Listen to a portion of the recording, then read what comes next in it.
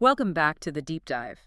Today, we're really digging into a story that, honestly, it just pushes the boundaries of what we think we know about human intelligence. Yeah, it's an absolutely extraordinary one. We're talking about Kim Peek. You might know him as the inspiration behind the character in Rain Man. That's right. But his real story is in many ways even more complex and astounding than the film. Definitely. And this isn't just about memory. It's about what his life reveals about the brain, potential limitations, the works. The whole package. So let's jump right in with what the sources all highlight first. It's the fact that just stops you in your tracks. The hook. Exactly. Think about a baby, like 16-month old. They're just getting their footing, maybe saying a few words. Pretty standard development, yeah. Well, Kim Peek, at 16 months, he was reading. Reading. Already. But not just reading. The way he read, it's almost impossible to picture. He'd hold a book open. And scan both pages at the same time. Yes. Left eye, left page. Right eye, right page. Simultaneously. And he wasn't just scanning, he was absorbing it instantly. Every word, every detail. And here's the kicker. Permanently. It was locked in. Forever. That ability, that dual page, instantaneous, total recall, that's really the cornerstone for understanding Kim. It wasn't memorization like you or I cramming for an exam. No. It was more like direct recording, indexing, perfect storage. By the end of his life, we're talking about, what, around 12,000 books? Fully retained. It's incredible. So our mission today really is to look past just the awe of that memory feed. We need to grapple with the paradox. The big question. How could this man, who is essentially a walking encyclopedia, struggle so much with basic everyday life? That's what his life forces us to ask about genius, about intelligence itself. Okay, so let's unpack the science a bit, because the why starts there. He was born in Salt Lake City in 1951. And there were signs early on, right? Like the larger head size. Yes, that was an early indicator. Medically, the key finding came later. Kim was born without a corpus callosum. Explain that for us. What is the corpus callosum? Sure. So think of it as this huge bundle of nerve fibers, maybe 250 million of them. It's the main bridge, the communication highway between the left and right hemispheres of the brain. The part that connects logic and, say, creativity, Yes. or language and spatial reasoning. Exactly. It integrates everything. It allows the two halves of the brain to talk to each other constantly, share information, and work together. So if that bridge is just missing, what happens? Well, it implies a fundamentally different way of operating. Instead of constant integration, his hemispheres seem to have worked much more independently, almost like two separate processors running in parallel. Okay. And the theory explored in the sources is fascinating. It suggests that maybe, without that constant crosstalk and integration, his brain didn't spend resources on filtering, abstracting, or finding the gist of things. It just stored the raw data? Precisely. Stored it perfectly in these separate, highly specialized compartments. The lack of the bridge wasn't just a deficit. It might have actually enabled this massive storage capacity. Wow. So the very thing that seemed like a huge problem might have been the key to his ability. But the doctors initially, they didn't see it that way. Not at all. The initial prognosis was bleak.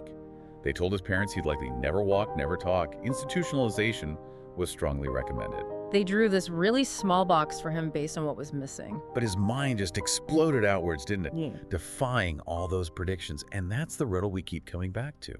How does missing such a critical connector lead to this seemingly boundless curry? It suggests the brain is maybe more adaptable, more capable of finding workarounds than we even realize. Absolutely. An incredible, if highly unusual, form of compensation.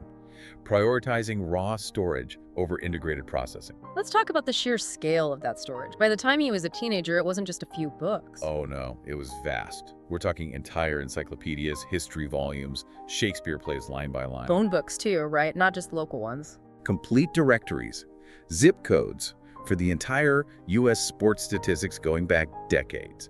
Major religious texts, the Bible, the Quran. The volume and the diversity are just staggering. He was a genuine outlier. There are stories well documented of him doing calendar calculations instantly. You'd give him any date in history. July 4th, It 1776. was bang, he'd tell you the day of the week. A Thursday, by the way. Of course he would. And he'd correct librarians on details in books he'd read maybe once years before. It's like the information wasn't just learned, it was imprinted. If knowledge is water, he wasn't a cup, he was. An ocean. An endless, perfectly indexed ocean. But here's where it gets really difficult and quite poignant. that incredible recall existed alongside really profound developmental challenges. The contrast is incredibly stark. The same mind holding 12,000 books couldn't easily manage basic motor tasks. Things like buttoning a shirt, tying his shoes, even just navigating stairs smoothly. Yeah, these were major struggles. Brushing his teeth properly. Things we take completely for granted. And it wasn't just physical coordination, was it? It went deeper into understanding the world. That's right. Abstract thought was a huge hurdle. Metaphors, idioms, jokes, they often just didn't land. So if someone said, it's raining cats and dogs, He might literally get confused or concerned looking for animals. Or break a leg, he'd take it literally and worry. There was immense precision in his knowledge, but it often lacked context, real-world application, especially social understanding. knowledge without easy translation into, well, living. Which really forces you, the listener, to ask, what is genius then?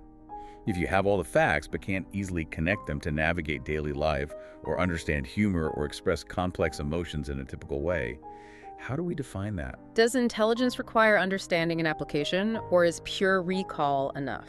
It challenges our standard definitions, which usually involve adaptability and problem solving in the real world. Kim's mind worked differently. So carrying all that information, was it a burden? Did he feel the disconnect between the library in his head and the world outside? That's part of the core riddle, isn't it? Mm-hmm. The sources suggest that because his brain processed things so differently, maybe without integrating emotion in the typical way, his understanding of social complexities remained quite innocent, almost childlike. A kind of protective innocence. Perhaps. But it also likely isolated him from certain kinds of deeper human connection and experience. It's this incredible trade-off. Unbelievable memory, but at the cost of functional independence and typical social integration. And you can imagine, especially early on, before people understood even a little, life must have been incredibly hard. The sources mention him being laughed at, pitied. Oh, certainly, and Yeah. constant pressure on his family. Remember the recommendation for institutionalization, just hiding him away. Which is where his father, Fran Peake, becomes such a crucial figure in this story. Absolutely pivotal. If Kim's story is about the brain's mysteries, it's equally about the power of unwavering parental love and dedication. Fran refused to institutionalize Kim. He just wouldn't do it. No, he dedicated his life to Kim. He became Kim's support system, his interface with the world. You called Fran the external corpus callosum earlier. I love that. It fits, doesn't it? Hmm. Fran handled the logistics, the buttons, the stairs, navigating social situations, translating the world for Kim. While Kim carried the universe of information. They were this inseparable team. Fran provided the anchor Kim needed, the bridge to the physical and social world. Without Fran, Kim's abilities might have remained hidden, unseen. It really is a powerful story of resilience on both their parts. Absolutely. And that partnership eventually gave Kim a much larger stage. Which brings us to the 1980s and Hollywood. Right. The big turning point. Screenwriter Barry Morrow met Kim and Fran. Yeah. And he was just captivated. You can see why. The sheer uniqueness of Kim, the relationship with Fran. Exactly. Morrow was inspired to write the screenplay for Rain Man, basing the character of Raymond Babbitt heavily on Kim. And then the movie comes out, wins 4 Oscars in 1989, and suddenly Kim Peake isn't hidden anymore. Overnight, he became an international phenomenon. People were lining up, not just for autographs, but to see him, to witness the memory, the calendar calculations. To experience this unique mind in action. But this is where we absolutely have to address a major point of confusion, something the sources are very clear about. The label. Yes. The film portrays Raymond Babbitt as an autistic savant. But Kim Peake himself. Was not autistic. This is critical. His diagnosis was savant syndrome, linked directly to his unique brain structure, specifically the missing corpus callosum and other differences. Why is that distinction so important? The film brought him recognition, right? It did, but the mislabeling caused enormous confusion.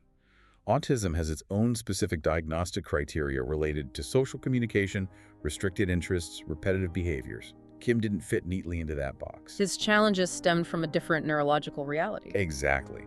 His brain's lack of integration was the root. The autistic label, applied because of the film, kind of obscured the true unique nature of his condition. It led to endless misunderstandings. Which ties into this complex ethical question the sources raise. With all this fame, the constant travel, the demonstrations, when was he being exploited, turned into an attraction? Or was he being empowered? Given a voice?